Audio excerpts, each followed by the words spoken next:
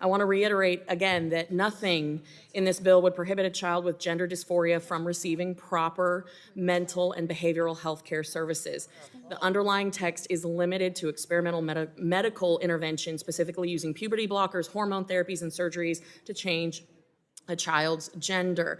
And it was mentioned several times from my colleagues on the other side of the aisle that we don't understand this process. And so for the sake of clarity, really, I'd like to show a video, a brief interview that was conducted by an expert in gender reassignment surgeries from Oregon's healthcare system. Madam Chair. Madam Chair. I object. I move that the committee adjourn. This has turned into a circus. I move that the committee be adjourned. It's official. It's official testimony. Madam Chair, can I just ask? Madam Chair, without objection, I would like to. Okay. I would like to play this Committee video. will come to order.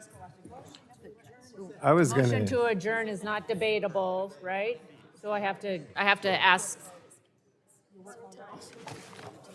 Okay, so Ms. Cammack Madam controls Chair. the time. She gets her 5 minutes, and then we'll move to Madam the Chair. vote on the motion Madam to Chair. adjourn. We don't want to Thank be you, held Madam Chair. hostage Sorry, by whatever it is that you Excuse guys me. are Claiming my The committee time. will come to order. So Ms. you'll Cammack have your controls votes. the time. Ms. Cammack controls the time. Thank you, Madam Chairman, Chairwoman. Without objection, I would like to. I play this object. video. There's an I objection. object. We have no foundation or basis for this video. We haven't seen it, and It's I a object. medical expert from your side. I object. If we don't as you claim, if we do not understand how this surgeries work, I would like to show a video that articulates how these surgeries are conducted. I think that is completely germane to the conversation that we are having here today. Okay. Just, excuse me. Lady will suspend. Committee will come to order.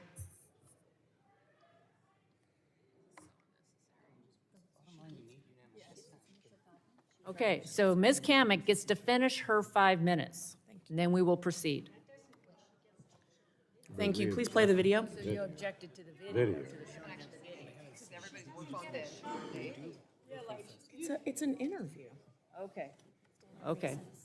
Committee stands at recess while the minority gets to look at the video.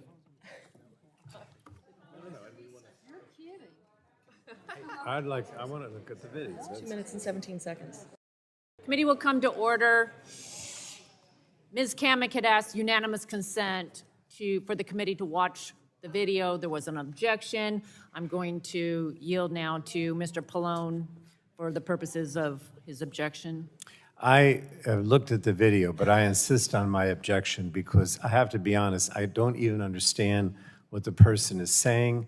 It's all, to me, it's just almost impossible for us to understand what he's saying and how it relates to what we're discussing here. Even the authentication is difficult, so I insist on the objection, Madam Chair. Instead of a unanimous consent, the committee, I'm going to ask then that the committee vote as to whether or not to see the video. The clerk will report the vote. Chair Rogers, on that vote, there are 26 ayes and 18 noes. The ayes have it. We will watch the video. Okay. But the one thing that is very new is genital surgery in someone that has undergone pubertal suppression.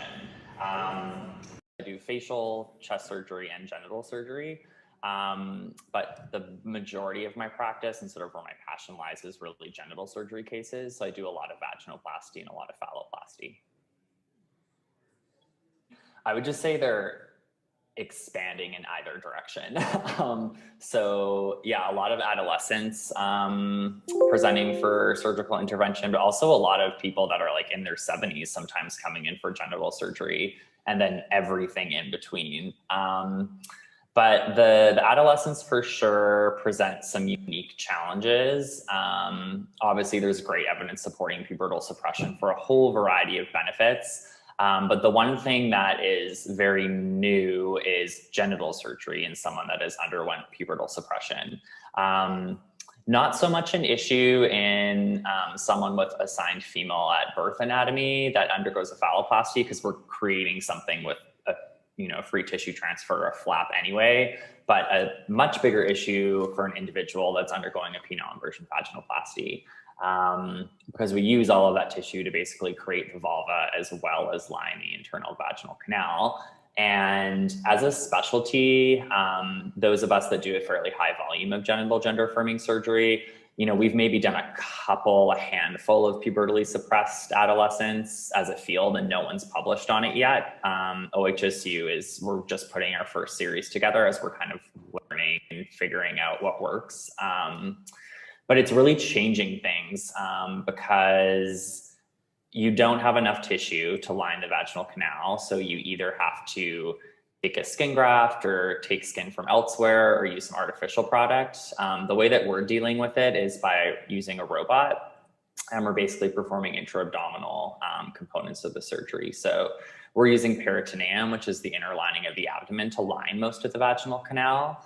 And by doing that, that allows us to use all of the remaining tissue externally to create a vulva and try to make also an aesthetic result. Last week from Dr. Blair Peters, who is a gender affirming surgery expert at the University of Oregon's Health and Science Division. Earlier today, just a few minutes ago, our colleagues on the left said that we didn't know what we were talking about. So when presented with a video that details exactly what it means to conduct surgery on a minor for gender affirming surgery, they left the room. They don't want the facts. And as you heard from the specialist who does these surgeries, they don't know what they don't know. They don't understand the long-term effects. There is not even published information, peer-reviewed information backing up the claims that our colleagues on the left have said. We are here today to fund children's hospitals, not to mutilate them with experimental surgeries that we do not have science and data that backs up the claims that the left has made today. So I stand with my colleagues in funding these children's hospitals, but I also am very disappointed in my colleagues on the left who opted to leave the room in protest and refuse to watch a video from an expert on their own side. With that, Madam Chairwoman, I thank you for allowing me to show this video, and I yield back. Discussion on the amendment? Seeing none, the vote occurs on the Schreier amendment. All those in favor say aye. Aye. Those opposed, nay. Nays have it. A recorded vote has been requested. The clerk will call the roll. Clerk will report the vote. Chair Rogers, on that vote, there were 17 ayes and 26 noes. The noes have it, and the amendment is not agreed to. That's about as Washington, D.C. as it gets. You wanted to play a video of an expert who says it's basically experimental at this point, and the Democrats walked out. Why didn't they want to see this video? Well, Ainsley, I think it's because it proves exactly what we've been saying all along, that this is experimental. This is, I want to say, almost akin to a Frankenstein experiment on children. You know, there is no consent that you can give as an adolescent to change your anatomy, particularly when in this video, the surgeon himself admits that these kids have, in many cases, not had their first sexual experiences. And how do they affirm what things are supposed to feel like and look like when they just don't know? They talk at length in this interview, in this video, that things in the operating room never stay the way that they actually are going to be.